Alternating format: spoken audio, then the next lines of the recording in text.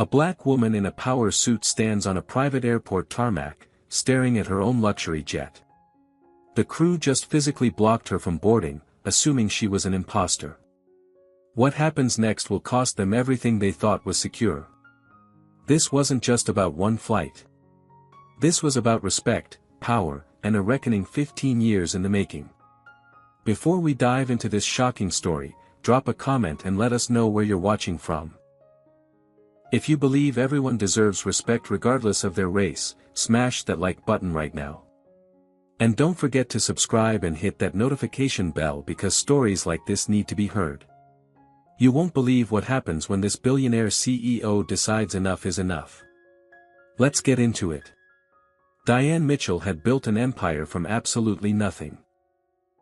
At 48 years old, she stood as the CEO of Mitchell Global Logistics, one of the largest black-owned shipping companies in America, with a personal net worth of $375 million. 23 years of grinding, sacrificing, and proving herself over and over had brought her to this moment. She had clawed her way up from a logistics coordinator making $38,000 a year to commanding a company that moved goods across continents. This morning should have been perfect. She was flying from Los Angeles to New York for the biggest deal of her career, a merger worth $1.2 billion that would cement her legacy forever. The private jet waiting for her on the tarmac at Van Nuys Airport was her crowning achievement, a Gulfstream G650 she had purchased 6 months earlier for $42 million. It wasn't just transportation. It was a symbol. Proof that a black woman could reach the absolute pinnacle of success in America. She had bought it to escape the microaggressions of commercial aviation, the suspicious looks in first class, the flight attendants who assumed she was in the wrong seat, the passengers who treated her like she didn't belong. This jet was supposed to be her sanctuary. Diane pulled up to the private terminal in her Mercedes S-Class, the morning sun glinting off the polished black paint. She wore a cream Armani suit that cost more than most people's monthly salary, her leather briefcase containing documents that would reshape her industry. She felt good. Powerful. Ready. The merger meeting was in 6 hours, and she had prepared for months. Every number memorized, every objection anticipated, every detail perfect. As she stepped out of her car, she could see her jet gleaming on the tarmac, its engines already running, ready for the cross-country flight. But something felt off. The crew was standing near the boarding stairs, huddled together, whispering. They kept glancing at her, then looking away. Diane walked toward them with confidence, her heels clicking against the pavement. She had flown with this crew 4 times before. They knew her. They had served her champagne, laughed at her jokes, been professional and courteous. Captain Richard Hayes, a white man in his mid-50s with silver hair and a perpetual stern expression, stepped forward as she approached. His body language was different today. Closed off. Defensive. "Ma'am, I'm going to need to see your identification and boarding credentials," Richard said, his voice flat and official. Diane stopped walking, confused. She smiled, thinking this was some kind of joke, maybe a security drill she hadn't been informed about. "Richard, what are you talking about? We've flown together 4 times. I flew with you to Chicago just 2 weeks ago." His face remained stone cold, no recognition, no warmth, nothing. "I don't know who you are, but this aircraft is the private property of Ms. Diane Mitchell. If you're not authorized to board, I need you to step away from the aircraft." The words hit her like a physical blow. He was serious. Completely serious. Her own captain, the man she paid $60,000 a month to fly her jet, was telling her she couldn't board her own plane. Shock rippled through her body, followed immediately by a hot surge of anger. She forced herself to stay calm, to breathe, to think clearly. This had to be a misunderstanding. It had to be. She reached into her purse slowly, her hands trembling slightly, and pulled out her driver's license. Richard's hand moved toward his waist, where security personnel often kept weapons, and her heart started pounding. "Slowly," he warned, as if she were a threat, as if she were dangerous. The co-pilot, Stephen Bradford, a white man in his 30s with sandy blonde hair, came down the stairs, his face tight with concern. "Rich, we need to call security. She's not leaving." Diane's voice came out sharper than she intended. "I am Diane Mitchell. This is MY Jet. What is happening right now?" The flight attendant, Jessica Torres, a young Latina woman in her 20s, emerged from the cabin holding her phone. "I'm calling the real owner right now to verify this situation." The absurdity of the moment crashed over Diane like a wave. They were calling her phone. To verify her identity. To prove she was herself. Her phone started ringing in her purse, the sound piercing through the tense silence. Jessica looked confused, staring at her phone screen, then at Diane, then back at her phone. Diane didn't answer. She wanted to see exactly how far this would go, how deep this insanity ran. She needed to understand what was really happening here. Richard stepped closer, his voice hardening. "Ma'am, you need to step away from the aircraft immediately, or we'll have airport security remove you forcibly. 23 years of building an empire. $42 million of her own money sitting on this tarmac. And she couldn't board her own plane." The humiliation burned through her chest, hot and suffocating. But underneath the humiliation was something else, something colder and more clarifying. Rage. Pure, focused rage. Because she understood now. This wasn't about security protocols or mistaken identity or following procedures. This was about the color of her skin. They looked at her, a black woman, and their brains could not reconcile what they were seeing with what they believed was possible. A black woman could not own a $42 million jet. Could not be a CEO. Could not belong in this space.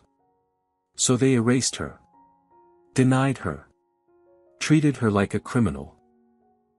And in that moment, standing on the tarmac with the morning sun beating down and 3 people who worked for her treating her like she was nobody, Diane Mitchell made a decision. She wouldn't just get on this plane eventually.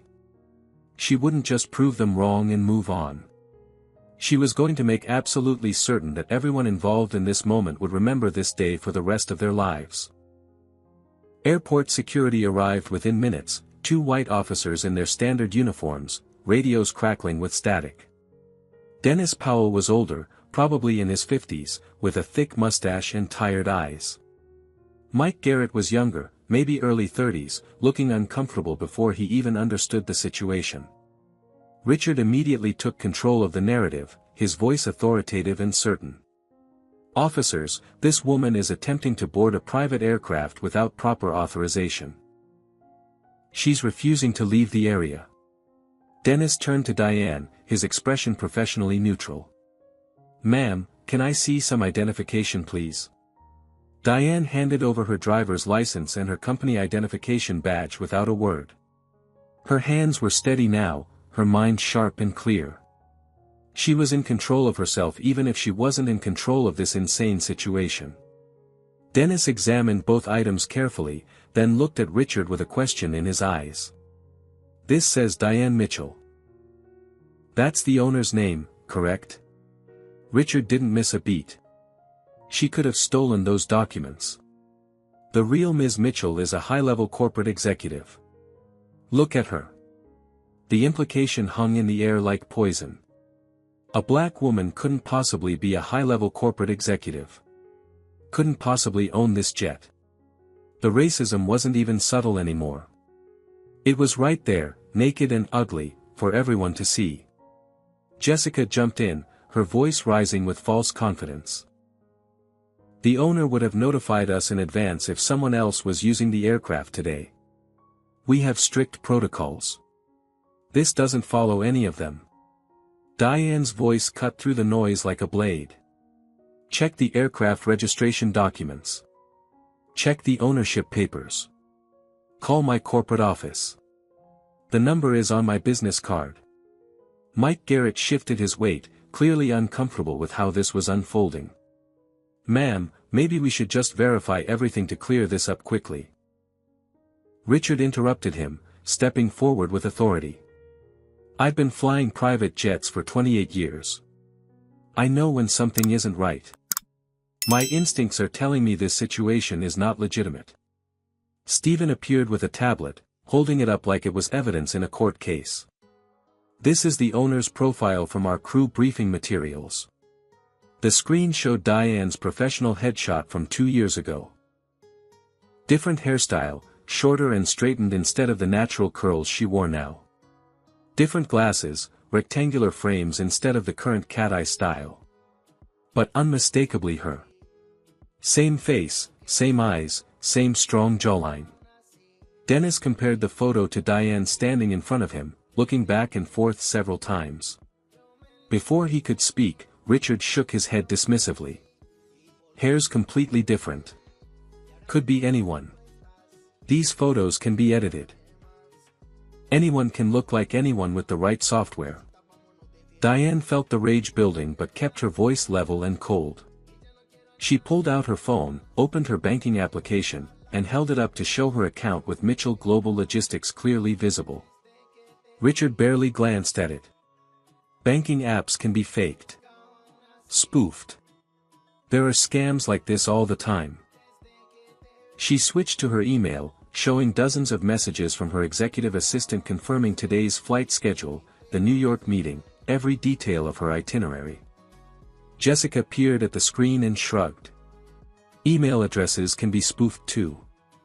Hackers do it constantly. Every single piece of evidence was being dismissed. Every proof of her identity, her ownership, her right to be here was waved away like it meant nothing. And Diane understood with absolute clarity that no amount of documentation would matter. Because the real issue wasn't evidence. It was belief. They would not believe that a black woman owned this $42 million aircraft. The airport manager, Thomas Wilson, arrived on the scene, called by security to handle what was clearly becoming a situation. He was in his 60s, white, with gray hair and the kind of face that had spent decades in customer service, smooth and practiced at managing conflict. His eyes met Diane's and there was a flicker of recognition. He knew exactly who she was. She had filed a complaint about discriminatory service at this airport 6 months ago, about being questioned excessively while white jet owners were waved through without scrutiny. His face showed recognition, then calculation, then careful neutrality. "Ms. Mitchell, is it? Perhaps we should step into my office and sort this situation out calmly and professionally." Sort it out. Like this was a billing dispute. Like she was being unreasonable. Sort what out exactly? "I'm boarding my aircraft. There's nothing to sort." Thomas's smile was patronizing, the kind professionals use when they think you're being difficult. "Let's not make a scene here. These situations can always be resolved quietly if everyone stays calm and rational." A scene. She was making a scene by existing. By insisting on her rights. By refusing to accept being treated like a criminal. A small crowd had gathered now, drawn by the commotion. Other pilots in their uniforms, passengers heading to their own private jets, ground crew members taking a break.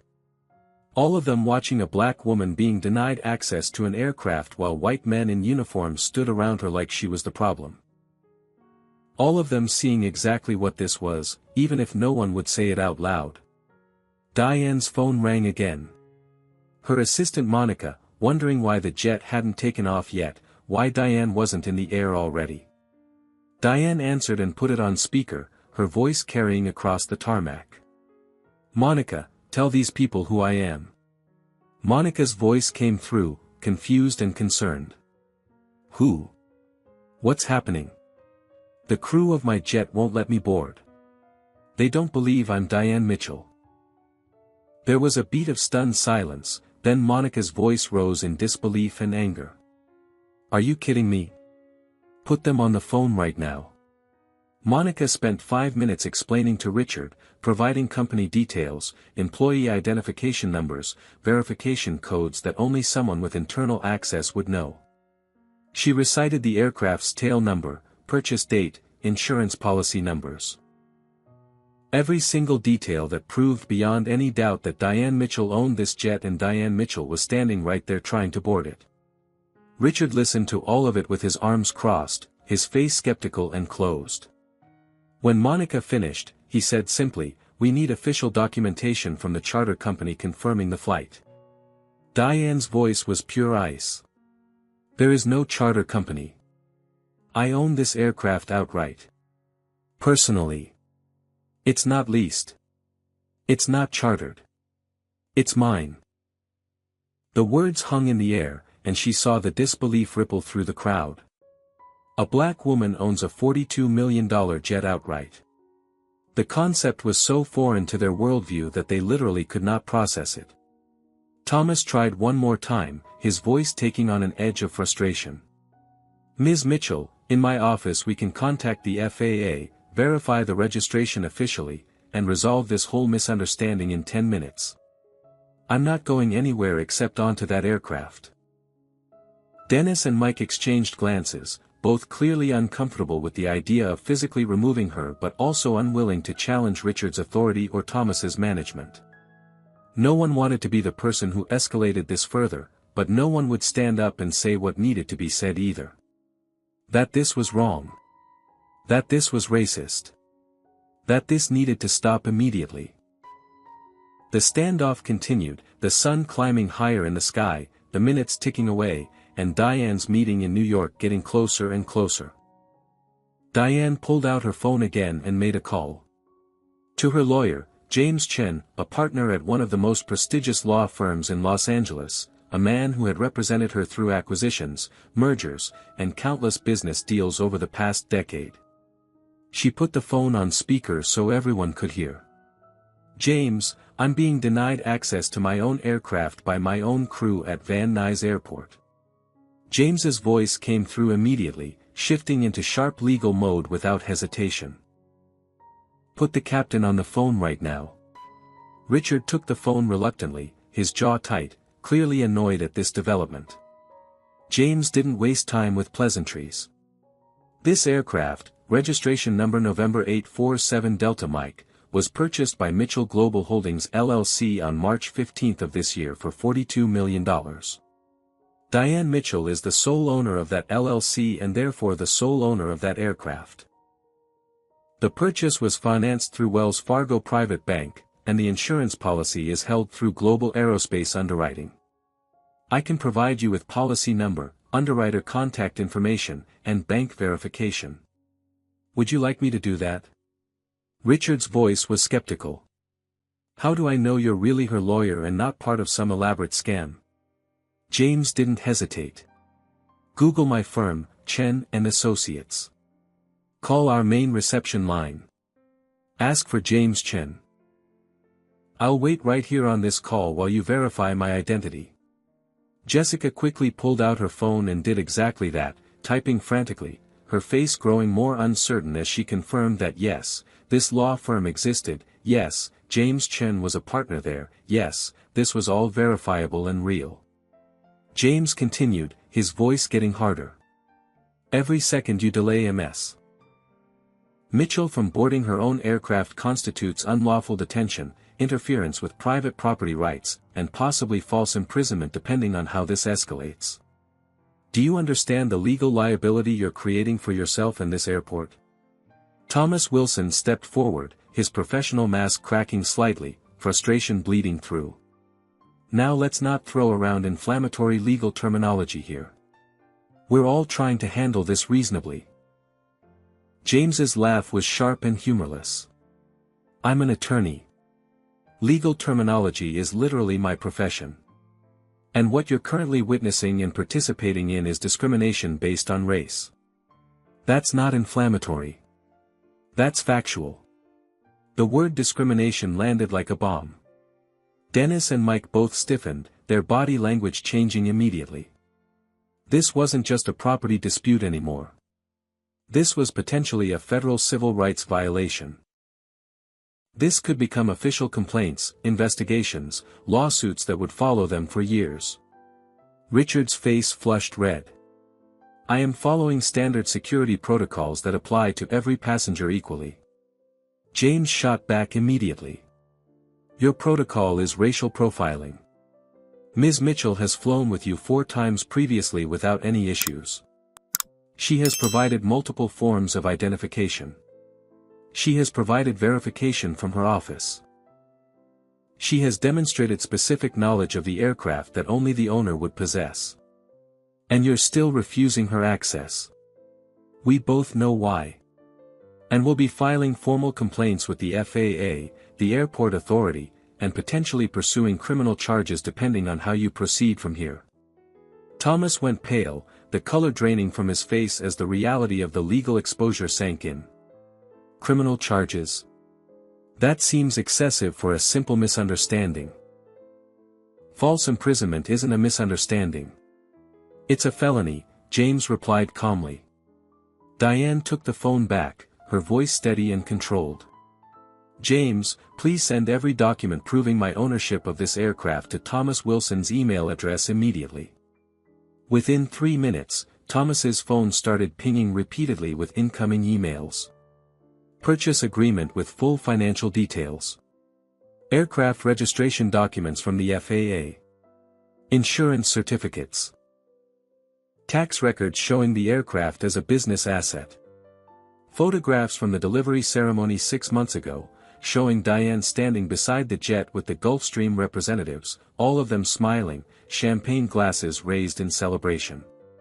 Thomas scrolled through the documents, his face changing with each email, the professional mask slipping away to reveal discomfort, embarrassment, and the dawning realization that this situation was far worse than he'd thought. He knew. Of course he knew who she was. He'd known from the beginning. But now he had to publicly acknowledge it, had to admit that his crew and his security had racially profiled a customer, and there was no way to make this disappear quietly.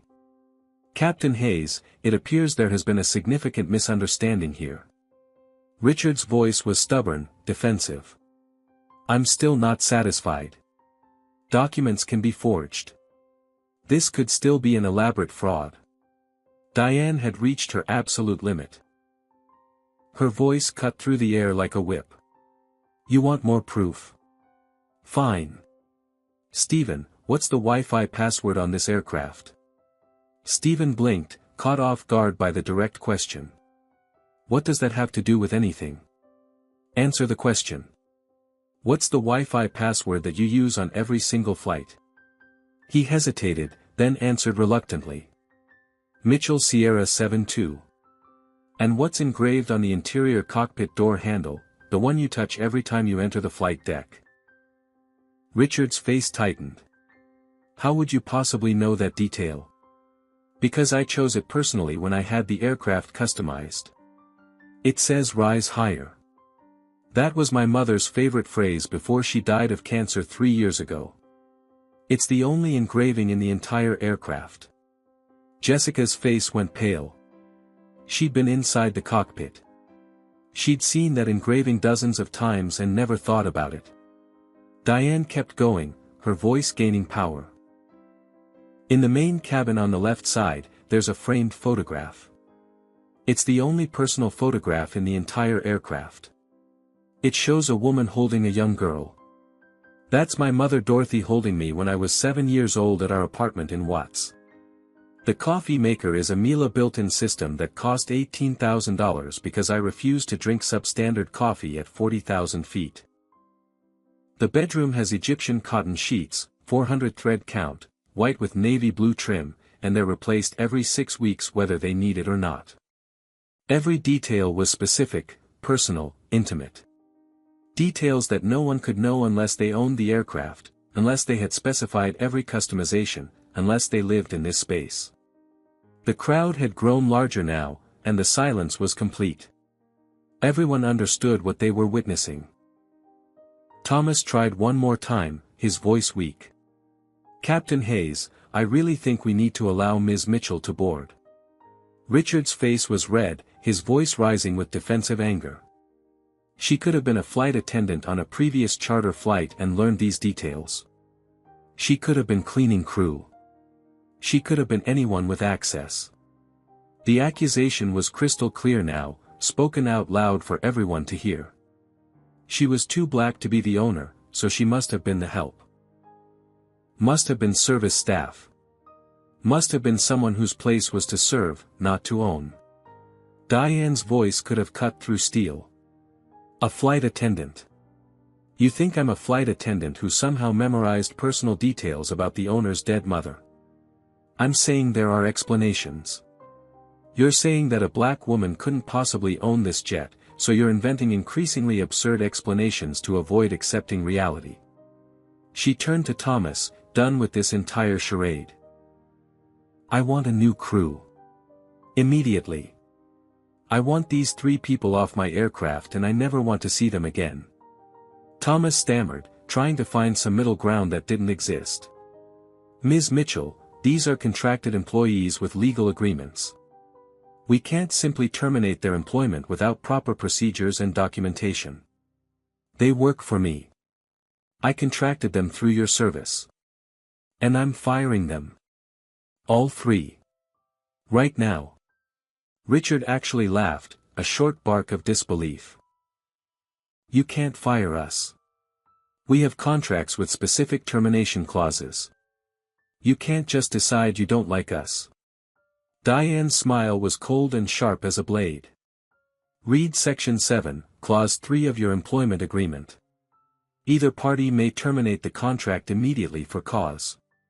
Racial discrimination, harassment, and denial of service based on protected characteristics constitute cause.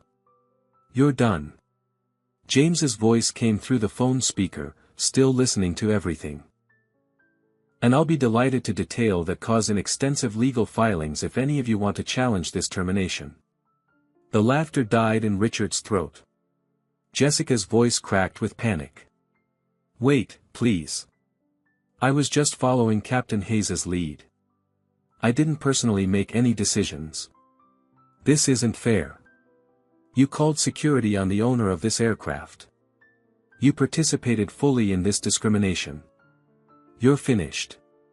Stephen tried next, his voice desperate. This is insane. We genuinely didn't know. We were trying to protect the aircraft and follow security procedures. You can't destroy our careers over this. Diane's voice was final. You didn't want to know. When I provided identification, you dismissed it. When my lawyer provided documentation, you questioned it.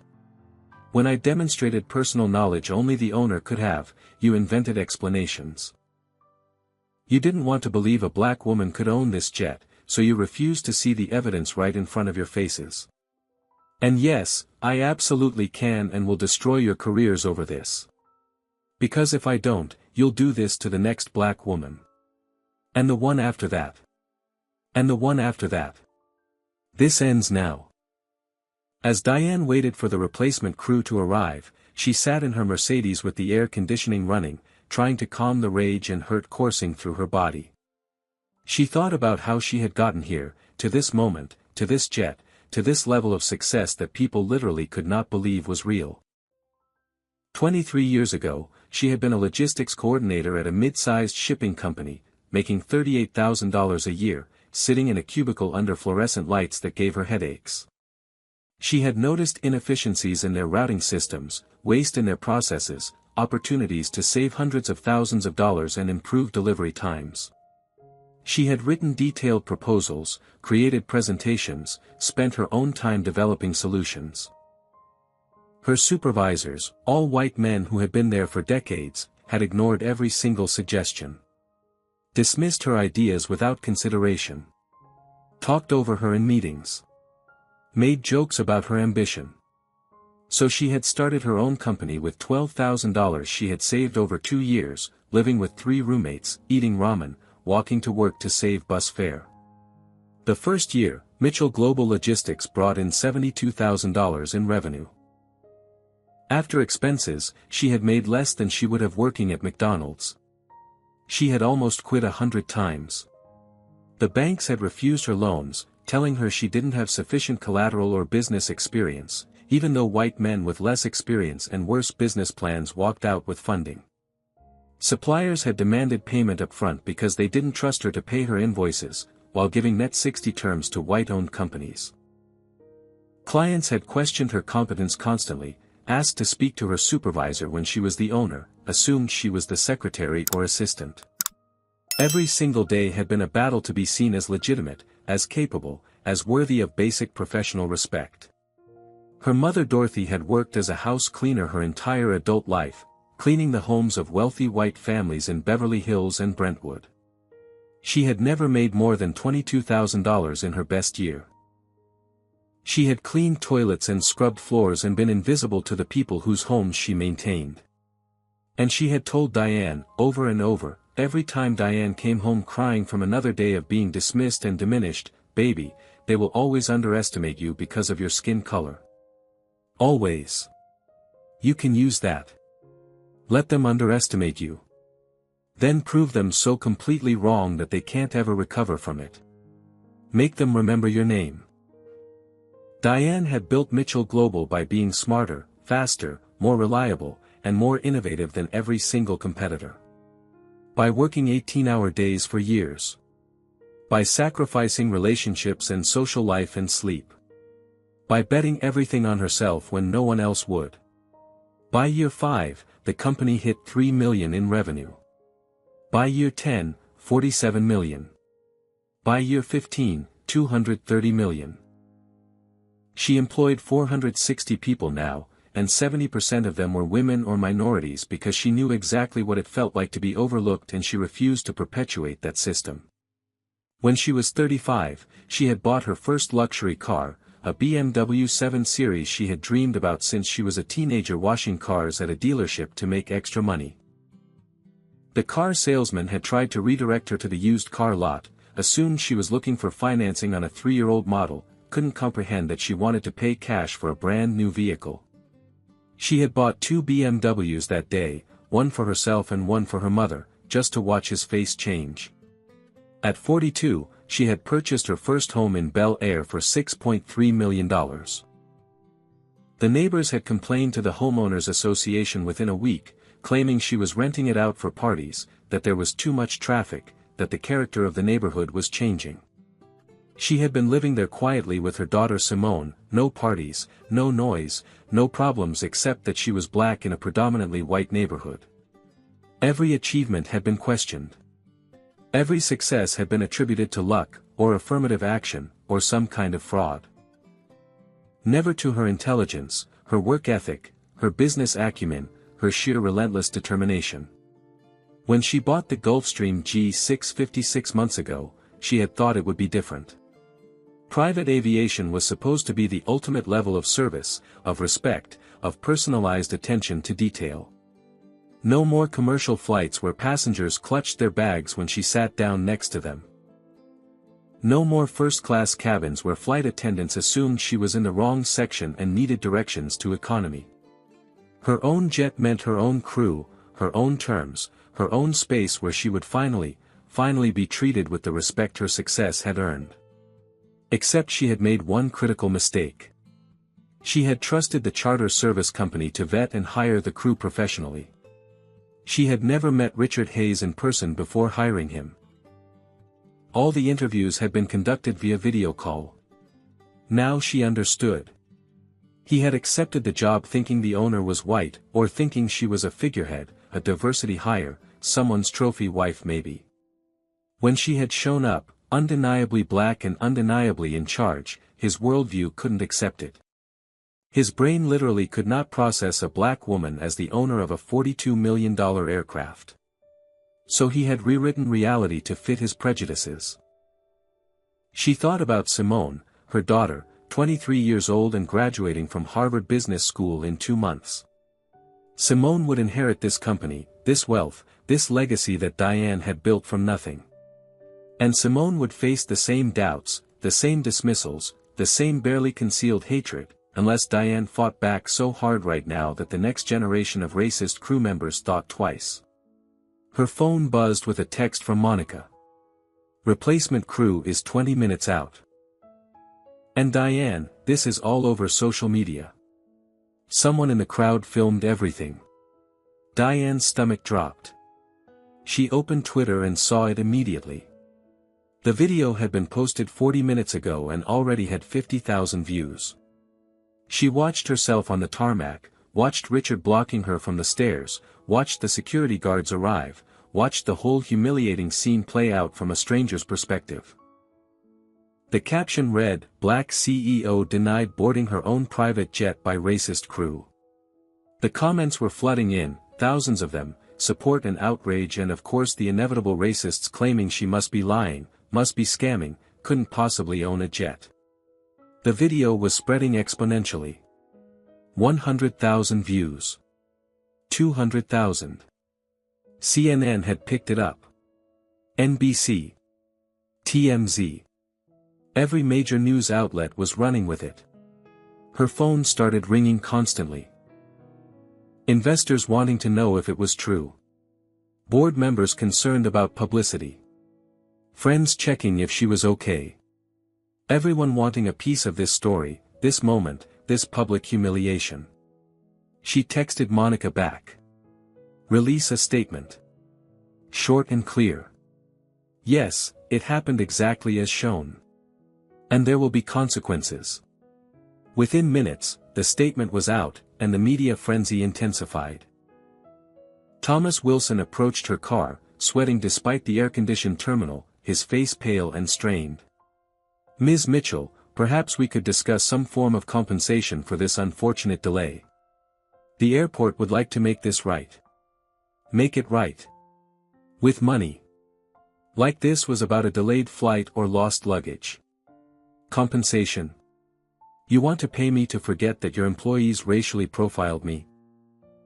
I'm trying to resolve this situation in a way that's beneficial for everyone involved. Beneficial would have been your staff not being racist. That opportunity has passed." She could see Richard, Stephen, and Jessica standing by the crew transportation vehicle, watching everything fall apart. Richard was on his phone, probably calling his union representative or a lawyer. Jessica was crying, her face in her hands. Stephen looked like he'd been hit by a truck, pale and shaking. They were realizing, probably for the first time, that this was career-ending. Not just the firing. The viral video with millions of views. The news coverage on every channel. The permanent internet record of their racism. No reputable charter company would ever hire a crew that had denied a black woman access to her own $42 million jet. Their careers in private aviation were finished. Diane felt something flicker in her chest. Not quite sympathy. Not forgiveness. But a kind of sad awareness. These three people's lives were about to implode completely. Their reputations destroyed. Their income gone. Their futures uncertain. Because they had looked at her skin color and made assumptions. Because they had acted on prejudice instead of facts. Because they had chosen racism. The replacement crew arrived right on schedule.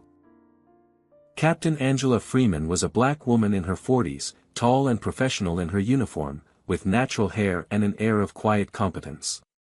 Co-pilot Raymond Torres was Latino, probably in his 30s, friendly smile and sharp eyes. Flight attendant Keisha Washington was a young black woman, maybe 25, who looked at Diane with immediate recognition and respect. Angela approached with her hand extended. "Ms. Mitchell, I'm Captain Freeman. We're fully briefed and ready for departure whenever you are. I'm so sorry for what you experienced today.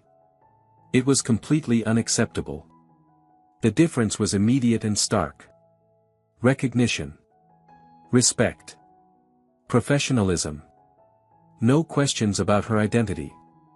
No demands for extra verification. Just a crew ready to do their jobs and treat her like the person who paid their salaries. Diane shook her hand, feeling some of the tension finally start to leave her body. "Thank you, Captain. Let's get to New York." She walked toward her jet, the one she owned, and this time no one blocked her path. She climbed the stairs and stepped into the cabin that she had designed personally, every detail chosen by her, every surface reflecting her taste and her success. She looked back at Richard, Stephen, and Jessica one last time. They were still standing there, watching her board, watching their careers end, watching the consequences of their choices become real. This wasn't over. Not by a long shot. But it was a start. Comment number 1 if you think Diane was absolutely right to fire that entire crew. Hit that like button if you've ever been judged or dismissed because of how you look.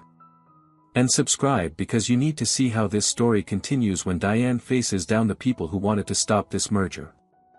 What do you think happens when she walks into that boardroom in New York? Will they respect her, or will she have to fight another battle? Let's find out.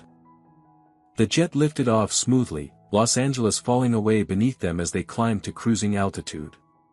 Diane sat in a cream leather seat she had custom designed, surrounded by the luxury she had earned, finally able to breathe. Angela's voice came through the intercom, calm and professional. "Ms. Mitchell, we've reached cruising altitude of 41,000 feet. Estimated arrival time in New York is 4 hours and 12 minutes. Please let us know if you need anything at all." Just like that. Professional, competent, respectful. No drama, no interrogation, no racist assumptions. Just a crew doing their jobs the way it should have been from the beginning. Diane opened her laptop, already knowing what she would find. 367 unread emails in the hour since takeoff. Press requests from every major media outlet. Legal inquiries. Messages from civil rights organizations offering support. And buried in the middle, one email from Richard Hayes. She almost deleted it without reading, but curiosity won.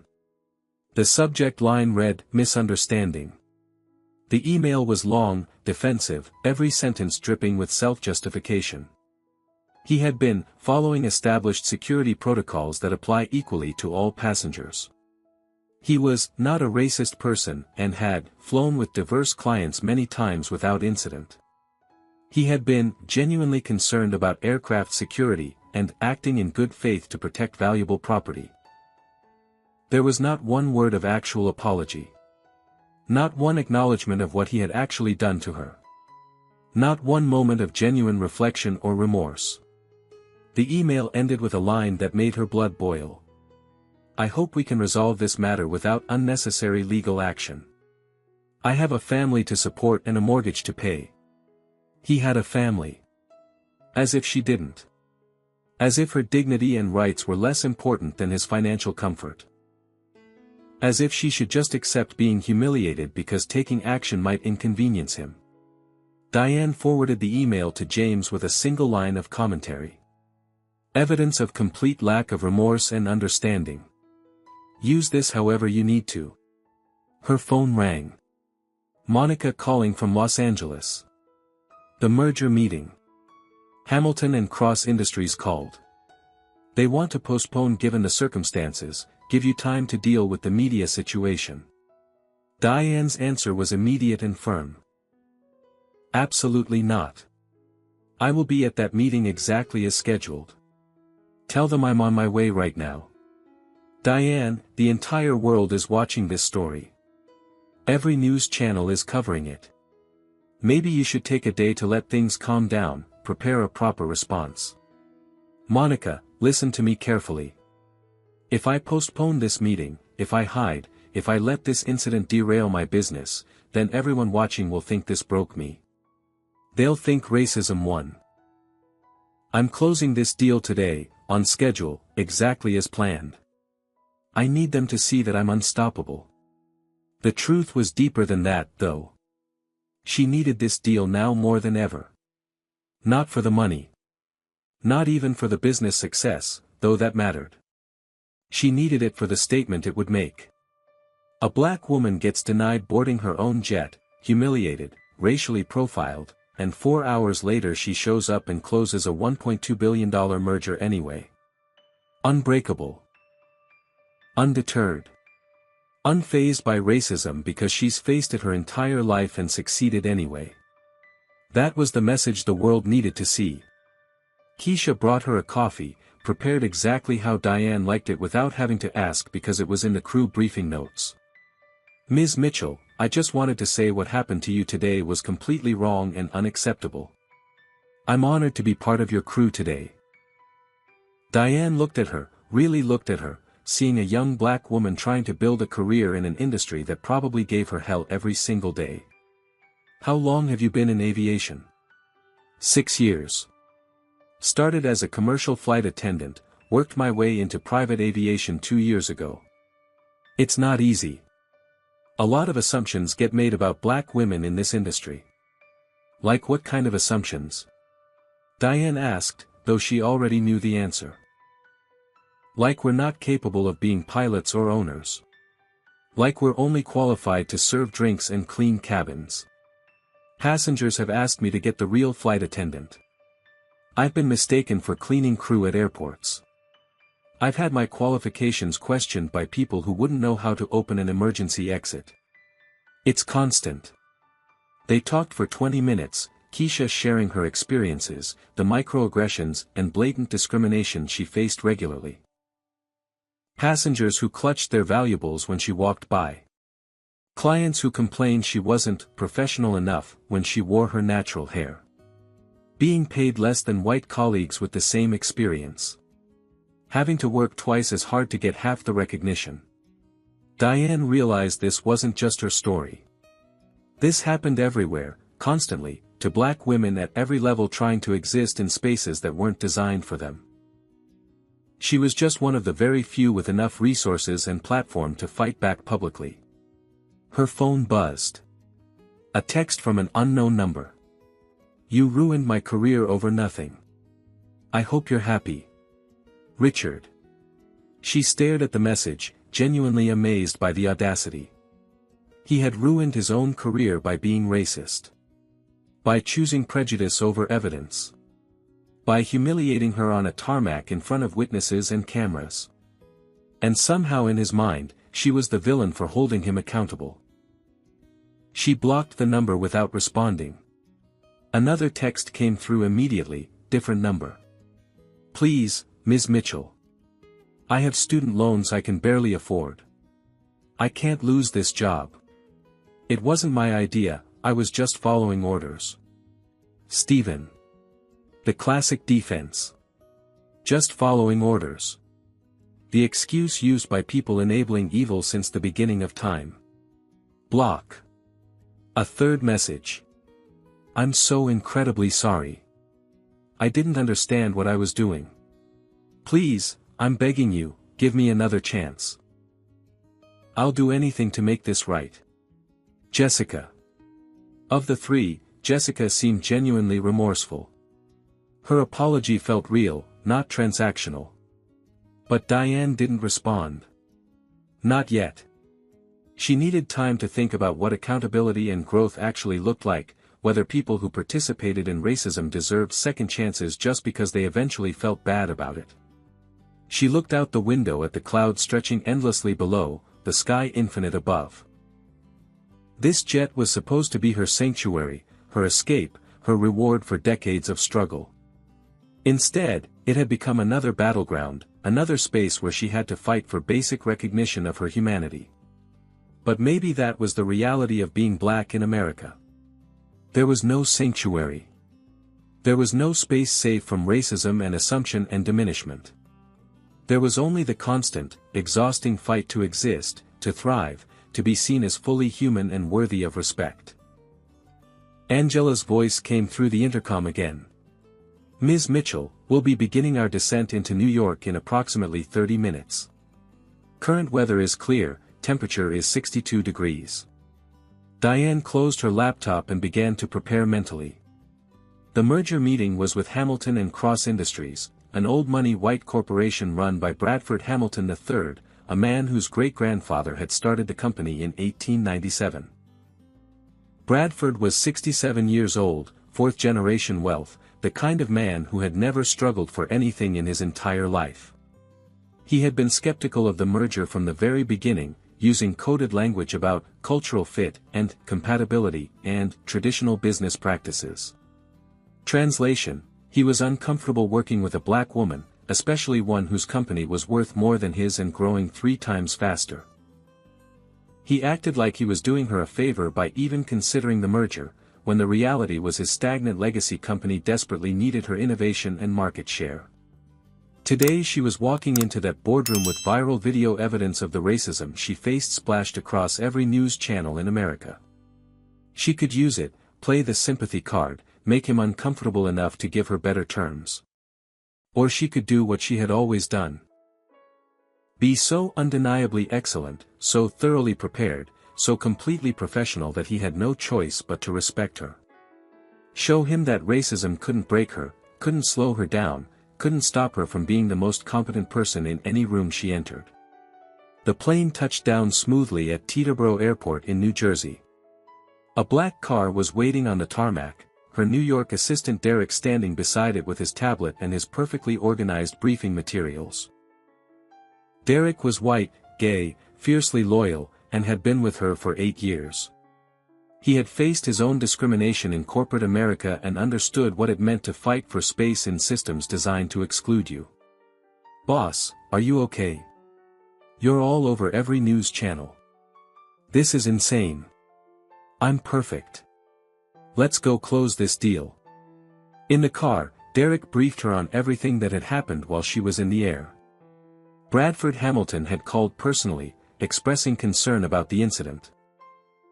"Concern for you, or concern that I'll be too controversial for his precious reputation?" Diane asked. "Probably both, if I'm being honest." "Good. Let him be concerned. Concerned people make mistakes, and I can use that." They pulled up to the Hamilton and Cross headquarters, a 50-story building with a marble lobby that screamed old money and traditional power. The security guard at the desk looked up as they entered. "Can I help you?" "Here we go again. Diane Mitchell." "I have a meeting with Bradford Hamilton." He checked his list, frowning. "I don't see your name here." Derek stepped forward before Diane could respond. "Check under Mitchell Global Logistics. She's the CEO." The guard scrolled through his computer, and his expression changed completely when he found it. "Oh. The CEO. I'm sorry, I thought you were, never mind. 67th floor, conference room A." What did he think? That the CEO of a multi-hundred-million-dollar company couldn't possibly be a black woman? That she must be an assistant or a secretary? Diane was so tired of this. So bone-deep exhausted from constantly having to prove she belonged in spaces her success had earned her access to. But she smiled politely and headed to the elevators, because showing her exhaustion would be seen as weakness, and she couldn't afford weakness. Not today. The 67th floor conference room had floor-to-ceiling windows overlooking Manhattan, the city spread out below like a promise of power and possibility. Bradford Hamilton III stood at the head of a long mahogany table, surrounded by his team, all white except for one woman, Patricia, the general counsel. Bradford extended his hand as Diane entered, his smile practiced and professional. "Diane, I'm glad you could make it despite your difficulties this morning. I saw the news coverage. Terrible situation, truly unfortunate." His tone was sympathetic, but there was something underneath it, a hint of skepticism, like he wasn't entirely sure the incident had been as bad as the video showed. Like maybe she was exaggerating or being oversensitive. Diane's voice was flat and cold. "It was worse than the video showed." They sat down, Bradford's team on one side of the table, Diane's team on the other. She had brought her CFO Terrence, a black man in his 50s with an MBA from Wharton and 20 years of experience. Her COO Lisa, a white woman in her 40s who had left a Fortune 500 company to work for Diane because she believed in the mission. James, her lawyer, sharp and prepared. And Derek, taking notes and managing logistics. Bradford cleared his throat. "Before we begin our business discussions, I want to address the elephant in the room. The incident this morning at the airport. It's most unfortunate. But I hope it won't distract from our important negotiations today." Unfortunate. Like a flight delay. Like bad weather. Like an inconvenience instead of racism, humiliation, and civil rights violations. Not like discrimination. Not like hatred. Not like a fundamental attack on her dignity as a human being. Diane kept her face completely neutral, giving him nothing. It won't distract me from business. Will it distract you? Bradford blinked, clearly not expecting the question turned back on him. Of course not. We're here to discuss a mutually beneficial merger. Then let's discuss it. For the next 2 hours, they negotiated every detail of the merger. Bradford's team tried to lowball the valuation of Mitchell Global, suggesting her company was worth 20% less than the independent appraisals showed. Terrence countered with hard data, revenue projections, market share analysis, growth trajectories that proved Mitchell Global was outperforming Hamilton and Cross in literally every meaningful metric. They tried to push for Bradford to be the sole CEO of the merged company. Lisa shut that down immediately with organizational charts showing how Diane's leadership structure was more efficient and produced better results. They tried to argue for maintaining Hamilton and Cross's existing corporate culture and policies. James pointed out that several of those policies were outdated and potentially legally problematic in modern employment law. Patricia, the general counsel, raised what she clearly thought was a trump card. Given today's publicity and media attention, there may be significant reputational risk associated with this merger. We need to consider how that impacts shareholder value. The implication was clear. Diane's very public experience with racism might make her controversial, might hurt the company's image, might cost them business. Lisa responded before Diane could, her voice sharp enough to cut glass. Reputational risk from what exactly? From Ms. Mitchell being discriminated against? Or from her standing up to that discrimination publicly? Patricia backpedaled slightly. I'm simply noting that extensive media attention, regardless of the cause, can create market uncertainty and stakeholder concerns. The media attention demonstrates that Ms. Mitchell is a fighter who doesn't back down from injustice. That's exactly the kind of leader clients and investors want. Someone with backbone and principles.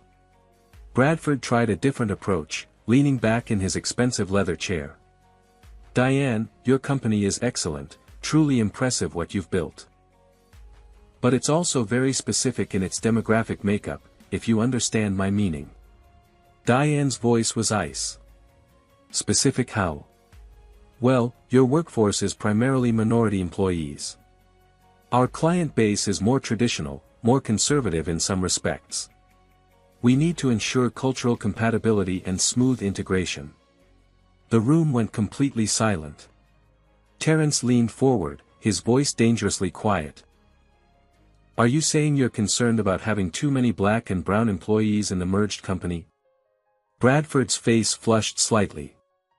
I'm saying that cultural integration is a critical factor in merger success. We need to ensure that both companies' cultures can blend effectively. Diane had heard enough. She had been discriminated against on a tarmac 4 hours ago. She was not about to sit in this boardroom and accept more coded racism disguised as business concerns. She started putting her briefing materials back into her briefcase, her movements deliberate and final. Bradford, let me be absolutely clear.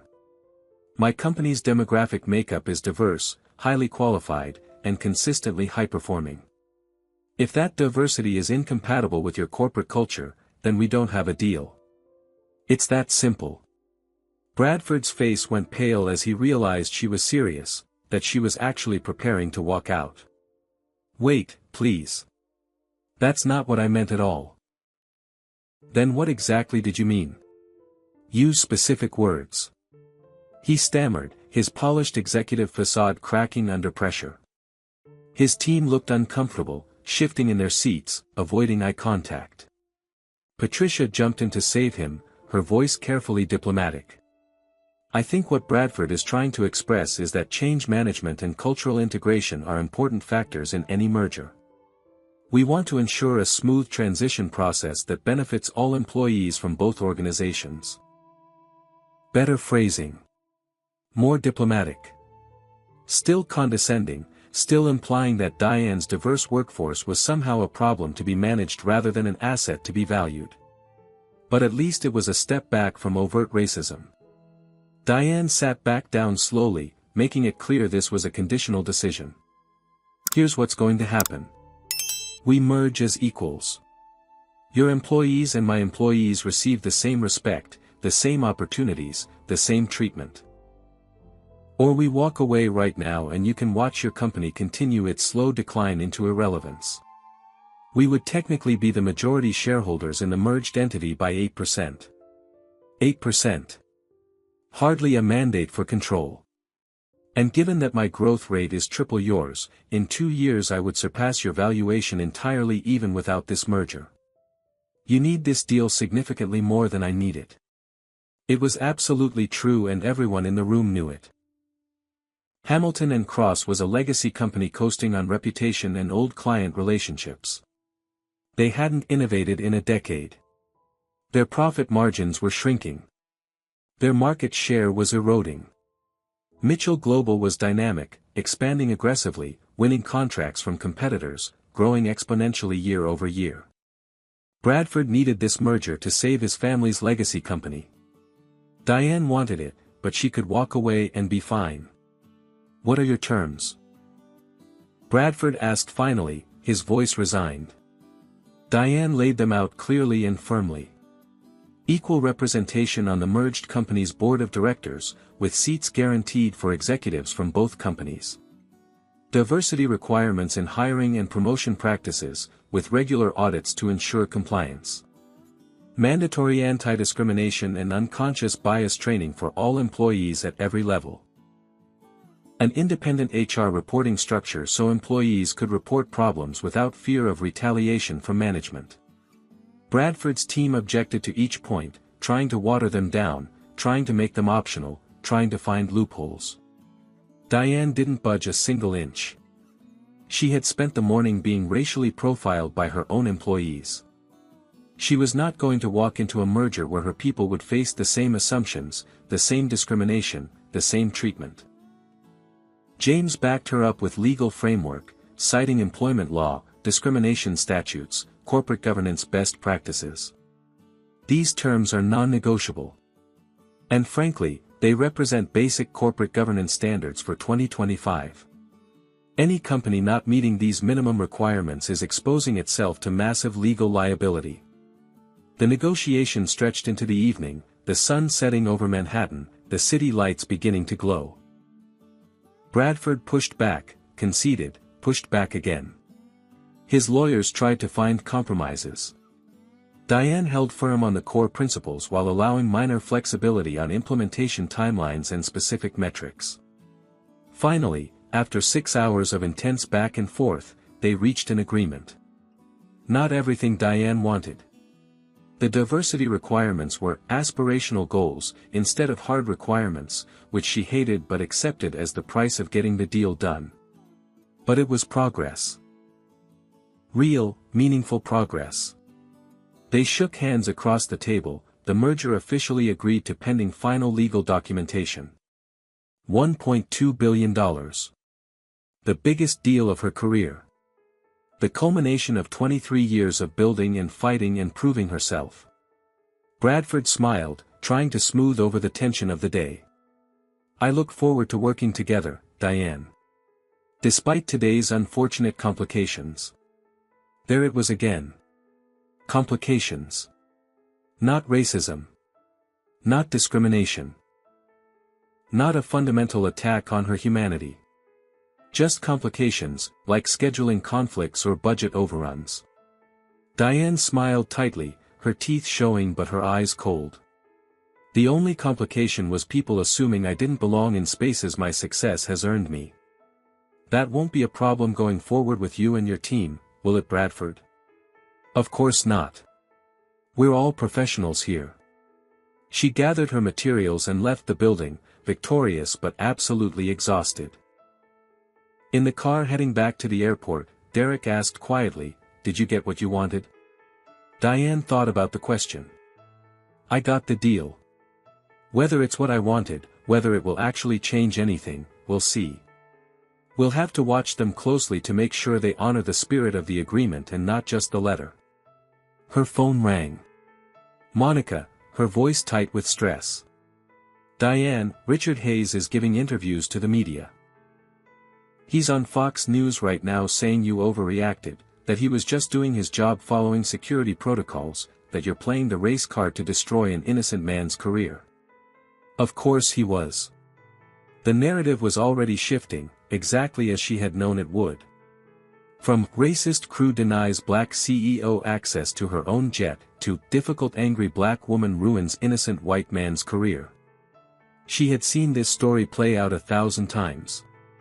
The victim becomes the villain. The person hurt becomes the aggressor. The person demanding accountability becomes unreasonable. Get ahead of it. I want to give one major interview tomorrow. National news, prime time. I'll tell my complete story in my own words before he can control the narrative. Which network? All of them. Set up a press conference. The next morning, Diane sat in a CNN studio in New York, full makeup and professional styling, facing anchor Stephanie Roberts across a small table designed to look intimate for television. Stephanie was a white woman in her 40s, award-winning journalist, known for tough interviews. The cameras went live, and Stephanie dove right in. Ms. Mitchell, thank you for joining us. Let's start with what happened 2 days ago at Van Nuys Airport in Los Angeles. Walk us through exactly what occurred. Diane told the story calmly and factually, keeping her emotions controlled. The denial of boarding. The security guards called on her. The humiliation of having to prove her identity over and over while every piece of evidence was dismissed. The crew's inability to believe a black woman could own a $42 million private jet. Stephanie listened, then presented the other side. Captain Richard Hayes has stated publicly that he was simply following standard security protocols. He says he didn't recognize you from your profile photographs and was acting out of legitimate concern for aircraft security. What's your response to that? I have flown with Captain Hayes 4 previous times. He knew exactly who I was. Diane pulled out her phone and brought up photographs, handing her phone to Stephanie. Here is a photo from our flight in May. Here's June. July. August. 4 different flights where he shook my hand, spoke with me, served me on my own aircraft. He absolutely knew who I was.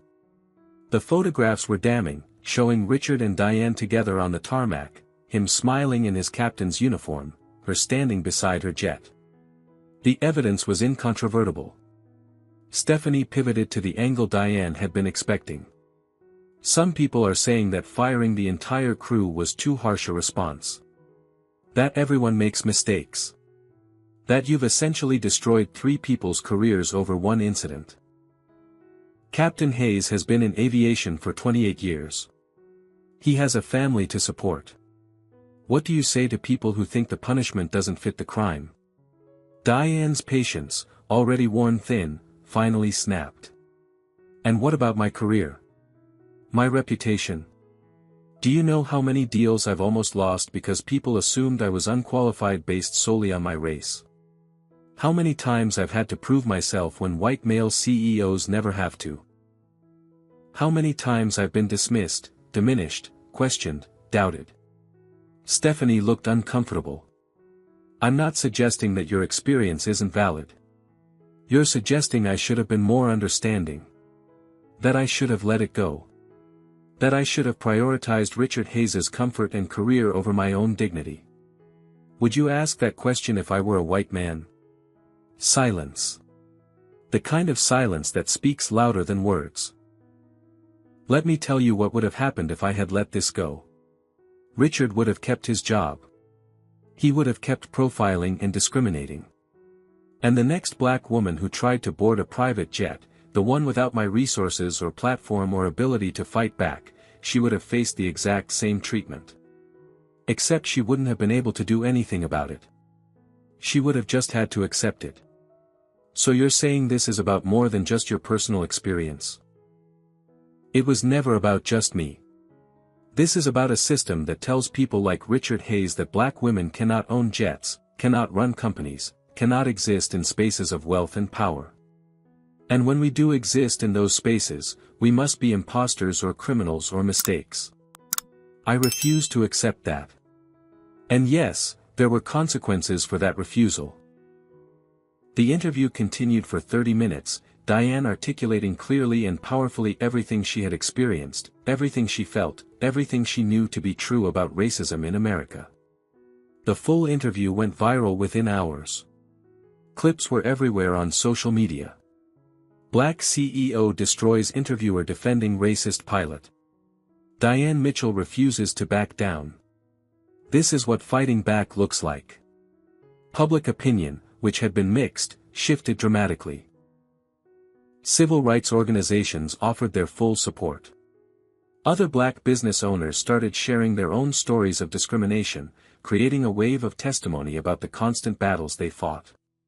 A hashtag emerged and started trending, #BelieveBlackExcellence. But the backlash was fierce and frightening. Conservative media attacked her relentlessly. Fox News ran segments about race-baiting executives ruining innocent people's lives. Talk radio hosts called her divisive, angry, playing the victim. Death threats poured into her email and social media. Racist messages so vile she couldn't read them all. Threats against her daughter. Threats against her employees. Security had to be increased at her home in Los Angeles, at her offices, at every property associated with her. Simone called, her voice shaking with fear. "Mom, people are saying horrible things online. They're threatening to hurt you. Are you safe?" "I'm fine, baby. I have security. This is just noise from people who are threatened by successful black women. These people are crazy. They're talking about coming to the house, about finding you. Mom, this is serious. I know it's serious. But we don't back down from threats. We don't let racists silence us just because they're loud and violent. Your grandmother taught me that. Stand up, speak truth, and don't ever let them make you small." 3 days after the tarmac incident, Richard Hayes filed a lawsuit. Wrongful termination. Defamation. Intentional infliction of emotional distress. He was seeking $12 million in damages, claiming Diane had destroyed his reputation and career based on a misunderstanding that she had deliberately mischaracterized as racism for publicity and sympathy. James was ready with a counterclaim before Richard's ink was dry. Discrimination. Civil rights violations. Intentional infliction of emotional distress right back at him. We'll destroy him in discovery. And when we're done, he'll wish he'd never filed this frivolous lawsuit. The legal battle began in earnest. During discovery, Richard's employment history was subpoenaed and examined in detail. And a pattern emerged, clear and undeniable. A complaint from 3 years ago when he had flown a famous black musician, whose manager noted that Richard had been dismissive and borderline rude throughout the flight. A note from 2 years ago about an Indian tech CEO who mentioned Richard seemed surprised and skeptical about her ownership of the aircraft. A Latino businessman who said Richard had questioned his payment method and seemed to doubt he could afford the flight. Every single time, the charter company had dismissed the complaints as personality conflicts or cultural misunderstandings. Never racism. Never a pattern. Never something requiring action or consequences. Until Diane. Stephen and Jessica were not part of the lawsuit. Stephen had found another job in aviation, keeping his head down and his mouth shut, trying to move past the incident quietly. Jessica had posted a video apology on YouTube that went moderately viral. She sat in her small apartment, no makeup, clearly emotional, and spoke directly to the camera. "My name is Jessica Torres, and I was the flight attendant who participated in denying Ms. Diane Mitchell access to her own aircraft. I was wrong. I participated in racial profiling and discrimination. I followed Captain Hayes's lead without questioning whether what we were doing was right. I made assumptions based on Ms. Mitchell's race, and those assumptions were racist. I'm deeply sorry. I don't expect forgiveness. I just wanted Ms. Mitchell and everyone watching to know that I understand now what I did. I'm in therapy. I'm learning about implicit bias and systemic racism. I'm trying to be better. But I can't undo the harm I caused, and I have to live with that.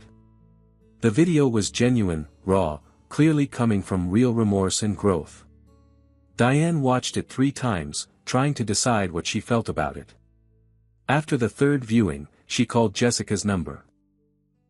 Jessica answered on the first ring, her voice shaking. Ms. Mitchell? I saw your video apology. Jessica started crying immediately. I'm so sorry. I know sorry isn't enough. I know I don't deserve your forgiveness. I just needed you to know that I understand what I did to you. What changed? What made you understand? I talked to my grandmother. She's from Mexico, came here when she was 16. She told me about being dismissed and diminished her whole life. Being treated like she didn't belong anywhere. Being told she wasn't good enough. And I realized I did that exact same thing to you. I became the person who hurt my abuela. And I hated myself for it. Diane was quiet for a long moment. What are you doing now for work? I'm waiting tables at a restaurant in Miami. I can't get hired in aviation anymore. No one will touch me after what happened. Send me your resume. What? Why? I'm not hiring you back. Let me be very clear about that. But I know people in the industry. If you're genuinely serious about learning and changing and being better, maybe someone will be willing to give you a chance. Maybe. Jessica's sobbing intensified. Thank you. Oh my God, thank you so much. You don't have to do this. I know I don't have to. But grace and accountability can exist together. You're the only one who actually apologized sincerely. Who actually listened and learned. That has to mean something. Diane hung up, not entirely sure if she had done the right thing. But she believed in growth, in change, in the possibility that people could be better than their worst moments. The lawsuit with Richard dragged on for months, both sides filing motions, taking depositions, building their cases. Richard's lawyers tried to paint Diane as aggressive, difficult, angry, using every stereotype about black women to undermine her credibility. Diane's lawyers presented mountains of evidence, testimony from other people who had experienced Richard's bias, the damning pattern of complaints, the irrefutable facts. The judge assigned to the case was Ana Maria Gonzalez, a Latina woman in her 50s with a reputation for no-nonsense rulings and zero tolerance for discrimination. At a preliminary hearing, she looked at Richard directly and asked a question that cut through all the legal maneuvering. Captain Hayes, you're asking this court to believe that you genuinely did not recognize a woman you had flown with 4 separate times over a 6-month period? Richard, sitting with his lawyers, responded carefully. Your Honor, it was an honest mistake made in good faith while following security protocols. Judge Gonzalez looked at the photographs Diane's team had submitted, showing Richard and Diane together on multiple occasions.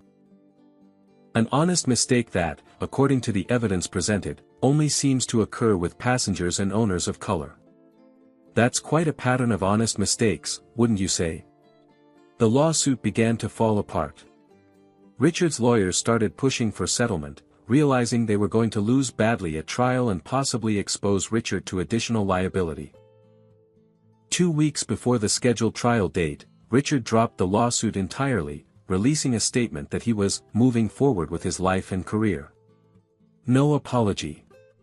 No acknowledgement of wrongdoing. Just retreat.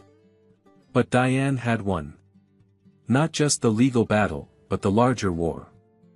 Richard gave one final interview to a sympathetic conservative podcast, his last attempt to control the narrative. I still believe I did nothing wrong. This is political correctness gone completely mad. A man can't even do his job anymore without being accused of racism.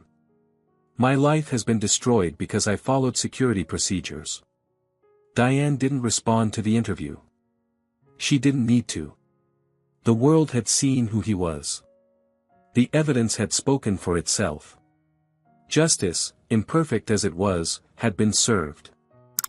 6 months after the incident on the tarmac, Diane's world had transformed completely.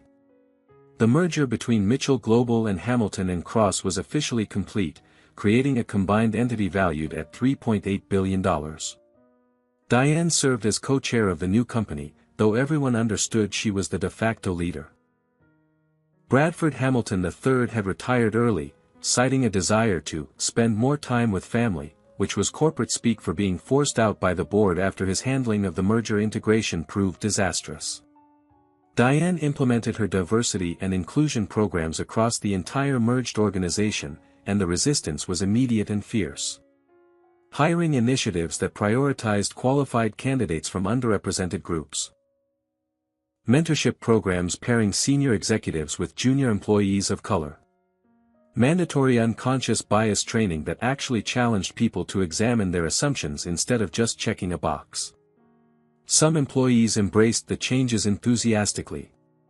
Others fought back hard. Several senior executives from the Hamilton and Cross side resigned rather than participate, issuing statements about declining corporate culture and political agendas overtaking business priorities. Diane didn't chase after them or try to convince them to stay.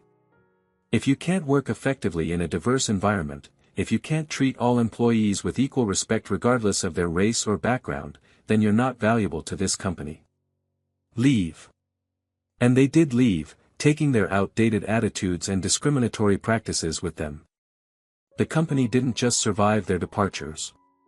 It thrived. Revenue increased by 32% in the first 6 months after the merger. The client base expanded dramatically as new customers, particularly companies owned by women and minorities, chose to work with a firm that demonstrably valued diversity. Government contracts were awarded based on the company's improved diversity metrics and commitment to equal opportunity. Turns out diversity wasn't just a moral imperative. It was profitable. It brought in new perspectives, new ideas, new markets, new opportunities that the old guard had been too limited to see. Van Nuys Airport reached out through their lawyers, new management having taken over after the incident became a public relations nightmare. Ms. Mitchell, we would like to extend a formal apology for the treatment you received at our facility. We have implemented comprehensive new protocols for private aviation services, including mandatory training on implicit bias and discrimination. We would like to offer you complimentary hangar space for 1 year as a gesture of our commitment to making this right. Diane asked one question before accepting. What happened to Thomas Wilson? Mr. Wilson is no longer employed by this airport. Good. Then I accept your offer. Not because she needed free hangar space. But because accountability mattered.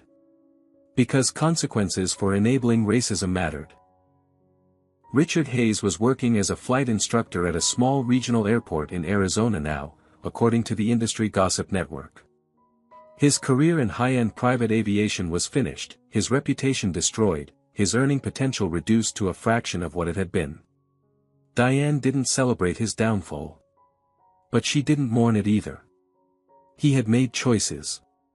He had acted on prejudice. He was experiencing the natural consequences of those choices. Actions have consequences. Jessica Torres was working for a small charter company in Miami, the job Diane had helped her get through a quiet phone call to a contact in the industry. Jessica sent Diane a card every few months with updates on her progress. She was still in therapy, still learning, still trying to be better. She had started volunteering with organizations that fought discrimination in the aviation industry. She was attempting, genuinely, to turn her mistake into growth. Diane appreciated that effort, even if she never fully forgave what had happened. Stephen Bradford had disappeared from the aviation industry entirely. No one seemed to know where he was or what he was doing. He had simply vanished, unable or unwilling to face the consequences of his participation. The tarmac incident had changed the aviation industry in measurable ways. Several major charter companies revised their security protocols and crew training programs. New policies specifically addressed racial profiling and discrimination. Training modules on recognizing and confronting implicit bias became standard. Some companies even named their new protocols, the Mitchell Standards, in recognition of what had happened and what needed to change. Diane was invited to speak at industry conferences and business leadership events. She talked about her experience honestly, but she also talked about solutions. We cannot eliminate racism overnight. It's too deeply embedded in our systems and our culture. But we can eliminate tolerance for racism. We can make it clear that discriminatory behavior has real, immediate, career-ending consequences. We can change the cost-benefit analysis so that acting on racist assumptions becomes too expensive to risk. Young black women approached her after every speech, their eyes shining with emotion and determination. You inspired me to start my own business. I was afraid, but watching you fight back gave me courage. I stood up to discrimination at my job because of you. I reported my supervisor and they actually faced consequences. My daughter is 8 years old, and she wants to be a CEO like you when she grows up. She thinks she can do anything now. This was the impact that mattered more than money or business success. Changing what seemed possible.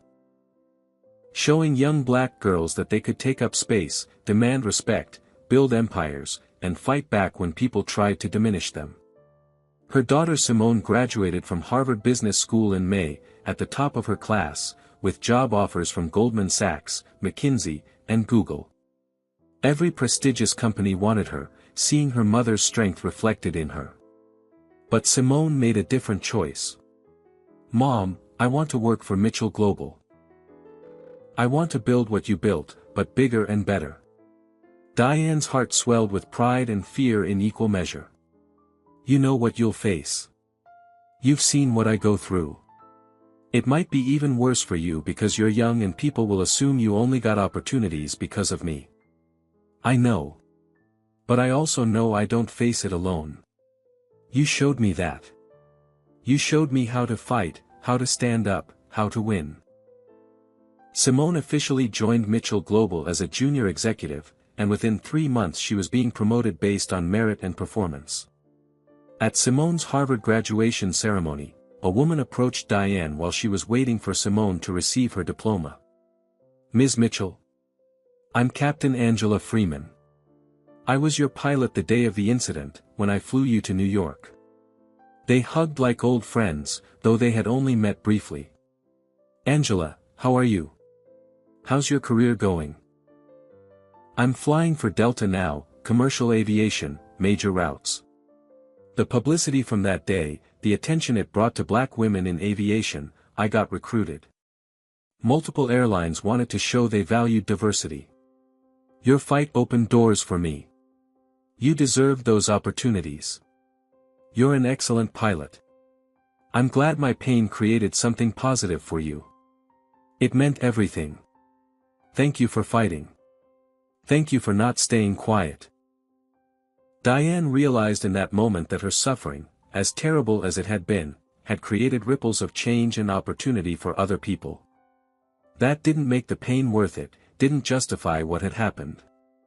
But it made it mean something larger than just her individual experience. She visited her mother's grave in Los Angeles, bringing fresh flowers and sitting on the grass beside the headstone. Mama, I did what you said. I proved them wrong so completely they can't recover. Richard Hayes lost his career. The airport changed its policies. The industry created new standards.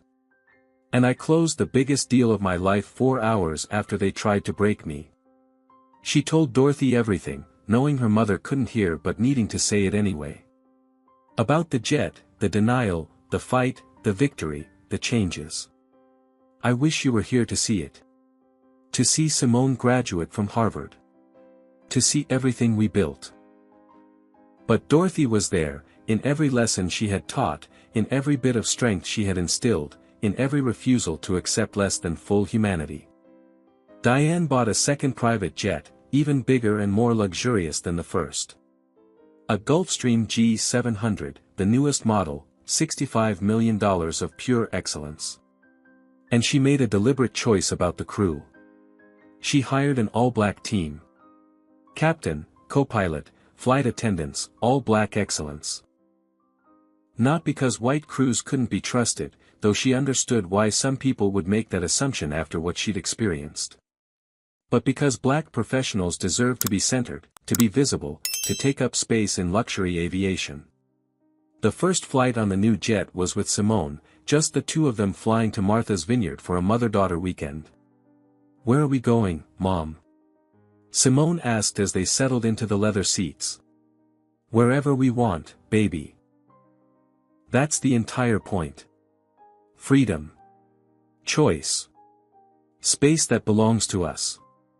They flew in peace, no drama, no incidents, no one questioning their right to be there. This was what Diane had fought for. Not the jet itself, though that mattered. But this moment. This freedom. This peace. This absolute certainty that she belonged. 1 year after the tarmac incident, Diane received an email that she never expected to see. The subject line read, "Request for meeting, Richard Hayes."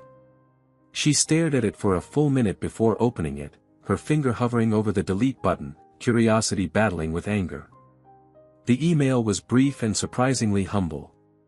"Ms. Mitchell, I know I have absolutely no right to ask this. But I would like to speak with you in person, if you're willing. This is not for legal reasons or any kind of trick. I have something I need to say to you face to face. I understand completely if you refuse. Richard Hayes." She showed the email to James immediately. It could be a trap. He could be recording you, trying to get you to say something he can use for another lawsuit or for publicity. Maybe. But I'm curious what he could possibly want to say after everything that's happened. She agreed to meet, but only in a public place with Derek present. A coffee shop in Santa Monica, mid-afternoon, plenty of witnesses. Richard was already there when she arrived, sitting at a corner table, looking older and more tired than she remembered. His hair was grayer, his face more lined, his shoulders slumped in a way that spoke of defeat. He stood when she entered, a gesture of respect she noted. "Ms. Mitchell. Thank you for coming. I genuinely didn't think you would." She sat down across from him, Derek taking a table nearby within earshot, and said nothing, waiting for him to explain himself. Richard took a deep breath, his hands shaking slightly as he wrapped them around his coffee cup. "I've spent the past year thinking about that day at the airport. About what I did to you. About why I did it. And I need to tell you something. I'm listening. I was wrong. Not just procedurally, not just about following the wrong protocol. Morally wrong. Fundamentally wrong. I saw a black woman walking toward that jet, and my brain literally could not process the possibility that you owned it. The racism was so deep in my thinking that I couldn't see reality even when it was right in front of me." Diane waited, still silent, still giving him nothing. "I've been in court-mandated therapy since another incident at my new job. A black student pilot who I apparently treated differently than white students, questioning her abilities more, doubting her more, making her prove herself more.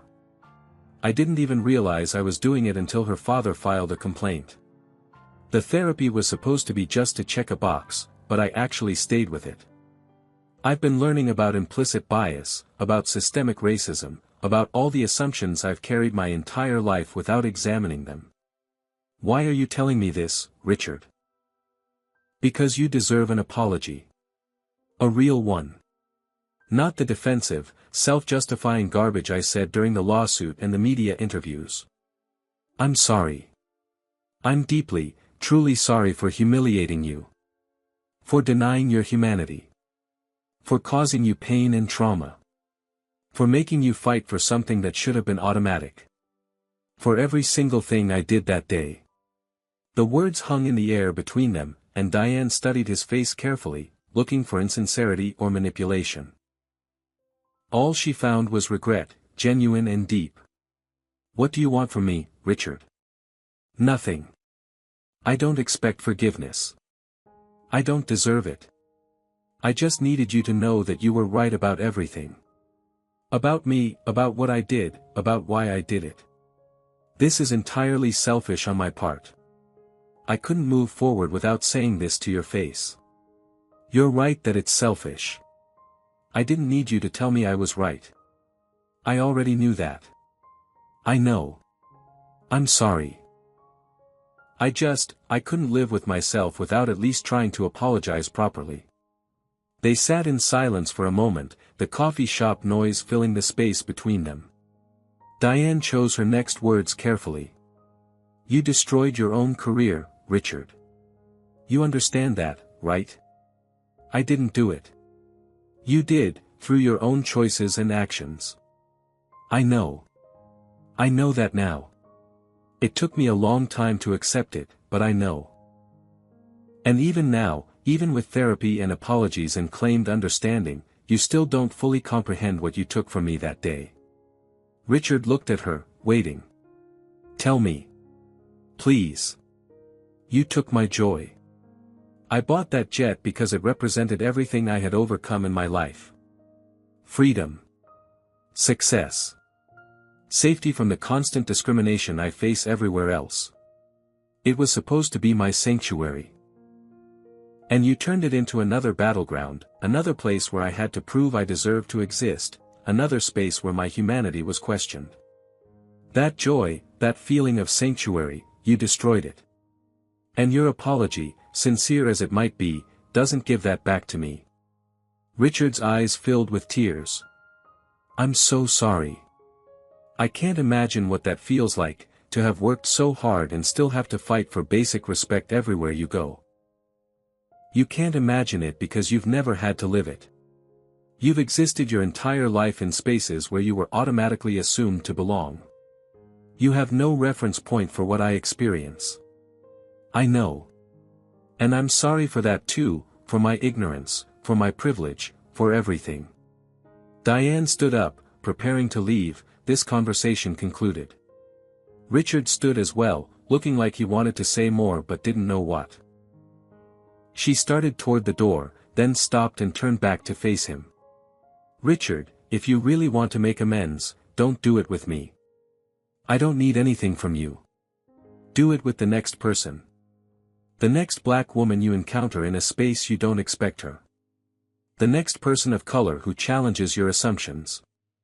When you feel that doubt rising, when your brain tries to tell you they don't belong, check yourself. Question your assumptions. Examine your bias. And treat them like they belong, because they do. That's how you make amends. I will. I promise you I will. Promises are easy. Actions are what matter. Be better. Actually be better. She left the coffee shop, Derek following her out into the bright California sunshine. In the car, Derek asked quietly, "How do you feel?" Tired. But lighter somehow. Like I can finally close this chapter and move forward. That evening, she was home in Bel Air, the house she had fought to belong in, the space she had earned. Simone came over for dinner, and they cooked together like they had when Simone was young, talking and laughing and enjoying each other's company. "Mom, I got some news today. I've been offered a CEO position." Diane's heart skipped. What? Where? It's a small tech startup, but they're doing innovative work in logistics automation. They want me to lead the company. They think I can take them to the next level. Baby, that's incredible. What did you tell them? I said yes. I start in 2 months. I'll be the youngest black female CEO in tech. 23 years old. Diane hugged her daughter tightly, feeling pride and fear mixing together in her chest. You're going to face everything I faced. Maybe worse, because you're young and people will doubt you even more. They'll say you got the job because of me, because of connections, because of diversity quotas. They'll question everything you do. I know, Mom. But I also know I won't face it alone. You showed me how to fight. How to stand up. How to demand the respect I deserve. How to be excellent even when people don't want to see it. They ate dinner together, talking about Simone's plans, her vision for the company, her excitement and nervousness. Diane watched her daughter's face, animated and confident, and saw the future. Saw a generation of black women who wouldn't accept being diminished, who would demand space and respect, who would build empires and refuse to apologize for their success. Later, Diane stood on her balcony overlooking Los Angeles, the city lights spreading to the horizon like stars. She thought about Dorothy, about the journey from cleaning houses to private jets, from invisibility to magazine covers, from being denied to being undeniable. Her phone buzzed with a text from Monica. Diane, we've been approached about a documentary film about your story. Major studio, serious budget, wide distribution. Are you interested? Diane considered the question. Another opportunity to tell the story, to make it mean something, to turn her pain into purpose. Tell them yes, but I have one condition. What's that? It's not just my story. It needs to tell the stories of every black woman fighting to be seen, to be heard, to be believed. This is bigger than me. They'll love that angle. This could be really powerful. The documentary filmed over 6 months, interviews with Diane but also with dozens of other black women across industries. Pilots, doctors, lawyers, business owners, executives. All telling stories of being dismissed, doubted, discriminated against. All sharing the constant battle to prove their humanity and worth. The film premiered at Sundance and received a standing ovation. It was picked up for wide distribution, won awards, started conversations, led to policy changes at companies across the country. Real, measurable impact. Diane attended the official premiere in Los Angeles with Simone, Monica, her entire executive team, everyone who had supported her through the fight. When the credits rolled and the lights came up, Simone turned to her with tears in her eyes. Mom, was it worth it? Everything you went through, all the pain and the fighting and the cost. Was it worth it? Diane thought about the question seriously, weighing the trauma against the change, the personal cost against the collective benefit. Yes. Every single moment of it was worth it. Because I didn't just fight for myself. I fought for your grandmother and every black woman who came before me who couldn't fight back. And I fought for you and every black woman who comes after, so maybe your battles won't be quite as hard. So maybe the next generation won't have to prove themselves quite so much. That's worth any price. Because she hadn't just survived racism. She had fought it, exposed it, forced consequences for it, and changed systems because of it. She had taken her pain and turned it into power. She had been denied boarding her own jet, and she had fired the entire crew, won the legal battle, closed the billion-dollar deal, changed industry practices, and showed the world exactly what happened when you underestimated a black woman who refused to stay quiet. The screen faded to black with final text appearing. Diane Mitchell continues to lead her company, now valued at over $4 billion. She owns 3 private jets. And she has never been denied boarding again. Her daughter Simone is the youngest black female tech CEO in Silicon Valley. The changes Diane fought for have benefited thousands of people across the aviation and business industries. Some battles are worth fighting, no matter the cost. What did you think of Diane's journey? Drop a comment and tell me if you've ever had to fight for respect in a space where people assumed you didn't belong. Smash that like button if this story moved you or made you think differently about discrimination and accountability. Subscribe to this channel if you want more stories about people who refuse to back down from injustice. And share this video with someone who needs to hear that their worth isn't determined by other people's limited imagination. Thank you so much for watching, and remember, you belong in every space your hard work and excellence have earned you. Never let anyone tell you different. Until next time, stay strong and keep rising higher. Diane Mitchell's story teaches us that silence in the face of discrimination only perpetuates the system. When she was denied boarding her own jet, she could have quietly resolved it and moved on, but she understood that her platform meant responsibility. Her fight wasn't just personal, it was structural. The lesson here is clear: accountability matters more than comfort. Richard Hayes faced consequences not because Diane was vindictive, but because actions rooted in racism must have real costs to create change. We learn that documentation and evidence are crucial when challenging discrimination. Diane had photos, emails, and specific details that made her case irrefutable. Another vital lesson is that excellence alone isn't enough. Diane was a CEO worth hundreds of millions, yet she still faced assumptions based solely on her race. This reveals the depth of systemic bias that no amount of individual achievement can fully escape. We also see the power of using privilege and platform to benefit others. Diane's public fight opened doors for Captain Angela Freeman and countless others facing similar treatment. Perhaps most importantly, we learn that healing and accountability can coexist. Diane showed grace to Jessica while maintaining firm boundaries with Richard, demonstrating that forgiveness is personal but justice is collective. The fight against racism requires both individual courage and systemic change, and sometimes one person's refusal to accept injustice can spark transformation that benefits thousands. Have you or someone you know ever been discriminated against in a professional setting? How did you handle it? Drop your story in the comments below because your experience matters and others need to hear it. If you believe that racism has no place in any industry and that people like Diane deserve respect regardless of their race, hit that like button right now. Subscribe to this channel and turn on notifications because we share stories of courage, justice, and people who refuse to be diminished by prejudice. Share this video with someone who needs to see an example of standing up to discrimination with strength and dignity. Thank you so much for watching Diane's powerful journey from humiliation to victory. Your support helps these important stories reach more people and creates conversations that can actually change minds and systems. Remember, you have every right to exist in spaces your hard work has earned you, and never let anyone's limited beliefs make you question your worth.